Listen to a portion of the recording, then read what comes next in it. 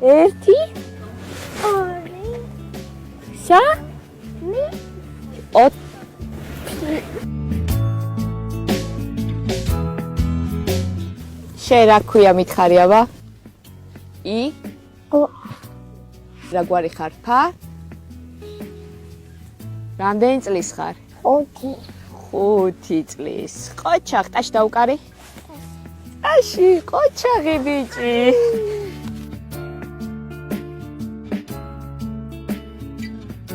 ორი წლის ასაკში გვითხრეს, რომ იოანეს ჰქონდა აუტისტური სპექტრის ნიშნები. შესაბამისად გავაკეთეთ კვლევები ADOS-ი.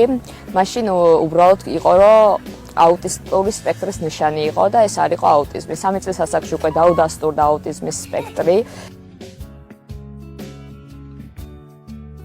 არ რეაგირებდა სახელზე, არ ჰქონდა თითის საჩვენებელი ნიშანი, თვალის კონტაქტი საერთოდ ზედმეტი იყო საუბარი, თავისი სამყარო ჰქონდა, ერთი და იგივე ტრაექტორიაზე დარბოდა, ტრიალებდა და საერთოდ არ აინტერესებდა არც არავინ და არც არაფერი საერთოდ. არ თამაშობდა ბავშვებთან. შესაბამისად უკვე სიგნალები იყო. მშობლისთვის მიღება ამ დიაგნოზის თავიდან საკმაოდ რთულია. მეც როგორც სხვა მშობლები მქონდა ის, რომ არა, ჩემი შვილს არაფერი არ ჭირს. პირველი გამოსვლიდან დიაგნოზზე ძალიან კარგად მახსოვს ეს მომენტი, რომ ანუ ეს ექიმი არ არის სათანადო კომპეტენციის და დავიწყე სხვადასხვა ექიმების ძებნა იმ იმედით, რომ მივიღებდი იმ პასუხს, რაც ოდესმე გვინდა რომ ჩვენ განსხვავებული ბავშვების დედებმა მივიღოთ. მე პირადად დავდიოდი როგორი განცდით.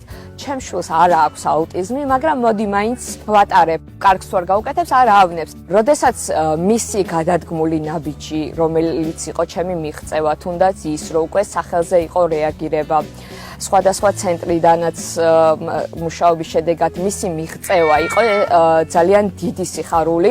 მაშინ მივხვდი, რომ მე უნდა მიმეღო ეს ყველაფერი და უფრო მაქსიმალურად უნდა მემუშავა.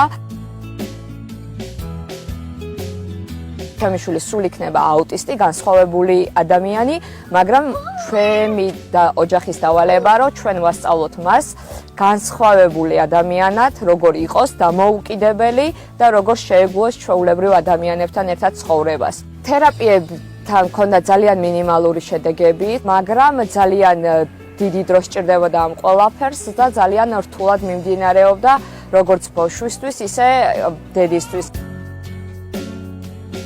ერთხელ, როდესაც ბატონ ხათუნამ დამირეკა, მითხრა, რომ არის ესეთი პიროვნება, ბატონი თენგიზტყე-ვუჩავა, აქვს ახალი აღმოჩენა და იქნებ გაესაუბრო. ყველაზე გასაოცარი ეს იყო ის, რომ ამას უკუჩვენება არ აქვს. ძალიან გამიჭირდა ამის დაჯერება, რომ ამ ყველაფერს უკუჩვენება არ ექნებოდა, დავიწყე სხვადასხვა ინტერნეტის მასალების მოძიება, თუმცა გადავწყვიტე, რომ როგორც სხვა ყველაფერი ვცადე, ესეც მეცადა. ჩვენ შემთხვევაში ღვთისწყალობით ძალიან დიდი მადლიერი ვარ, ძალიან კარგი შედეგები დადო.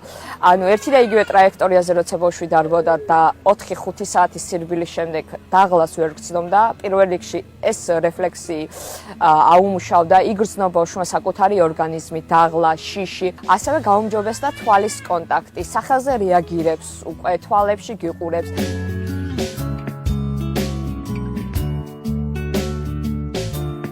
ლამაზად მითხარი რა არის ეს? ეს რა არის? ეს. გინდა კვერცხი? კვერცხი მომე. აიღე. ამ პროცედურას ქვია ნეირონების გადანერგვა. 3 პროცედურა ჩავატარეთ. პირველივე დღესვე უკვე იგრძნობოდა შედეგი, იმიტომ რომ იქედან გამოსულს 2 სიტყვიანი წინადადება არაგრამატიკულად, თუმცა ჭამე მინდა.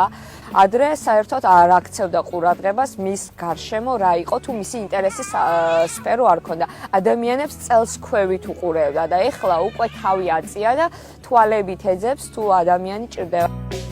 იგივეა ძალიან ბევრი პრობლემა არის ამ სფეროში, ნეიროდეგენერაციულ სფეროში, აქ ბევრია ძალიან აუტისტი, განსაკუთრებით ბათუმში, მე მგონი საერთოდ სანაპიროზე, იმიტომ რომ უფრო ტენიანია არის სოკოგანი თარება. ჩვენთან და ეს ალბათ თავის ზემოქმედებას ახდენს. საერთოდ აუტიზმზე თუ ფიქრობდნენ რომ წინათ რომ ეს თითქოს და გენეტიკური და რაღაცა ეს თლად ბოლოში ჩამოვიდა სინამდვილეში ძალიან პატარა ფაქტორია რომელიც გენეტიკურად მოქმედებს მაგას მაგრამ უფრო და უფრო მეტი სტატია გამოდის იმაზე რომ ეს შეიძლება კი არა ეს გამოწვეულია ეგრეთ წოდებული leaky gut ანუ ჟონავი გამჟონავი ქართულის ნაწლავი ანუ თუ ნაწლავი არის შეკრული ხო და თავის ფუნქციას ასრულებს და გამჟოვა ეს ნიშნავს უფრო იშლება და მაგაში გადიან ბაქტერიები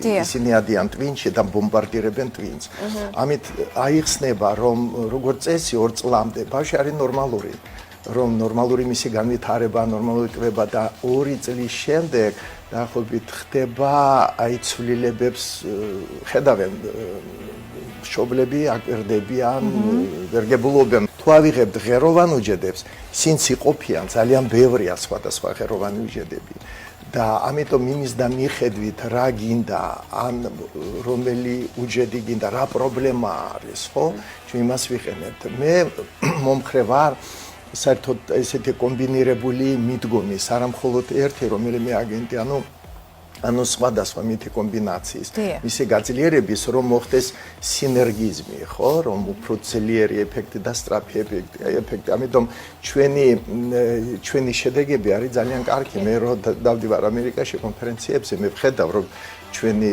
სხვებთან შედარებით ჩვენ უფრო საერთოდ ითვლება 91% საერთოდ ჩვენ უფრო მაღალი პროცენტი გვაქვს აი შედეგების